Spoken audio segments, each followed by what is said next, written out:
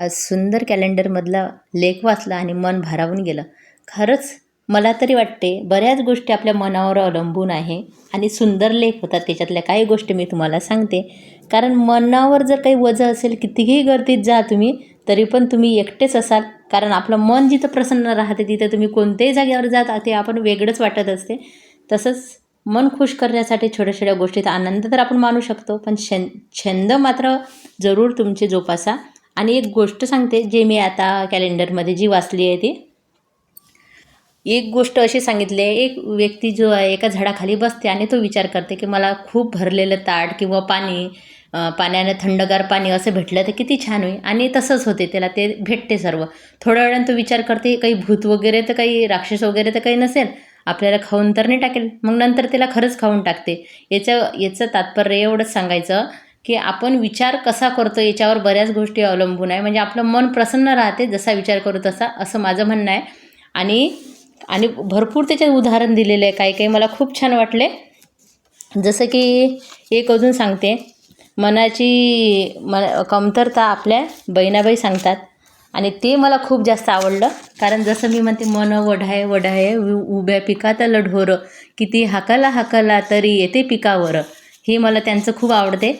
आणि त्याच्यासोबत हे वाक्य म्हणजे मी विसरलेली होती, ते आज मला त्याच्यामध्ये कळलं. मन जहरी जहरी त्याचे वेगळे तंतर, असे विंचू साप बरे त्याला उतारे मंतर. म्हणजे साप विंचूला तरी उतारे मंतर आहे, पण मनावर मात्र काही गोष्ट आघात झाला तरी ते आपण लवकर त्याच्यातून निघू शकत नाही. आणि ते करू शकतो आपण, आपलं मन जर चांगल्या गोष्टीत रमवलं तर ते शक्यच आहे. तुकाराम महाराज म्हणतात, मन करारे प्रसन्न सर्व सिद्धीचे कारण. म्हणजे मन प्रसन्न केलं तर सर्व सिद्धी आपल्याला मिळतात आणि सगळ्या गोष्टी व्यवस्थित होतात. आणि बऱ्याच गोष्टी या मनावरच अवलंबून असतात. आणि ते असे पण म्हणतात, तुझं आहे तुझं पाशी परी तू जागा चुकलाशी. म्हणजे एखादी गोष्ट एखाद्या वेळेस आपला ॲक्सिडेंट होते किंवा काही होते, तर आपण त्या गोष्टीचा असा विचार केला पाहिजे की खरंच मला कमी लागलं, मी त्याच्यातून वाचलो, खरं तर याच्यात माझा जीवसुद्धा जाऊ शकला असता. म्हणजे असं आपण आपल्या मनाला सांभाळून घेऊ शकतो आणि त्याच्यामुळं आपलं मन प्रसन्न राहते. आणि अशाच बऱ्याच गोष्टी असतात. कारण ते एक प्रसंग होता, तो तर मी पूर्ण वाचला मी पूर्ण, पण तुम्हाला सांगत नाही आता. तुम्हाला वाटेल की हे बोरच करत आहेत. आणि सोबत माझ्या घराचे सर्व आवरावर घराचा मी बघा आज पॉट माझ्या हाताने सजवला. कालचा पण दाखवते आणि आजचा पण दाखवते. 2 दिवसाचे थोडे थोडे व्हिडिओ आहेत. घराची हॉलची साफसफाई केली. कारण मन प्रसन्न करण्यासाठी घरसुद्धा स्वच्छ असल्यानं मनाला असा वेगळाच आनंद वाटते. आणि ज्या दिवशी आपण सर्व करतो ना, असं वाटते की आता मी दररोज असं करेन, कारण त्या दिवशी आपल्याला प्रसन्न वाटत असते. आणि बऱ्याच गोष्टी अशा असतात, कारण ते म्हणतात की सर्व जरी गेलं, आपलं सर्व गेलं तर आपले हातपाय चांगले आहे. आणि आपल्याला जर कोणती गोष्ट करायची असेल ना, मनानं जर ठरवलं तर ते अशक्य कोणीही त्याचे करू शकत नाही.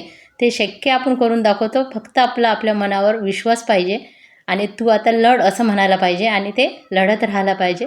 आणि तेच मला काही काही गोष्टी जाणवल्या. आणि उठल्याबरोबर मी आज हे ना सकाळी सकाळीसुद्धा वाचला हा लेख, मला खूप आवडला. आणि कारण आता वाचण्याचं खरंच कमी झालेलं आहे, कारण मोबाईलमध्ये सर्व येते ना, पण वाचण्यानं एक वेगळीच एनर्जी मिळत असते. आणि चांगले लेख, पॉझिटिव्हिटी जे असते ना, ते मला वाचायला खूप आवडते. पेपरमध्ये पण मी अशाच गोष्टी बघते की जे काही असलं नसं, त्याच गोष्टी मी वाचत असते. आणि माझ्या बागेमधल्या आज पक्ष्यांची वेगवेगळ्या प्रकारचे इतके पक्षी आले, कारण मी खरबूज त्यांच्यासाठी आणलं. कारण या वातावरणात, त्या मोसममध्ये आहे ना, खरबूज वगैरे येत नाही, पण आजकाल येतात ना. पण हे पक्ष्यांना खूप आवडतं वेगवेगळे फळं जर दिले तर, म्हणून मी खास त्यांच्यासाठीच आणलं. माझे तुम्हाला व्हिडिओ आवडत असणार, कारण मला खूप काही जमत नाही. साध्यासुध्या पद्धतीने मी नेहमीच करायचा प्रयत्न करत असते आणि काहीतरी प्रसन्न देण्याचा प्रयत्न करत असते. पण तुम्हाला थोडंही बरे वाटत असेल ना, चॅनल लाईक, सबस्क्राईब, कमेंट करायला विसरू नका. धन्यवाद मैत्रिणींनो, तुमच्या मनापासून.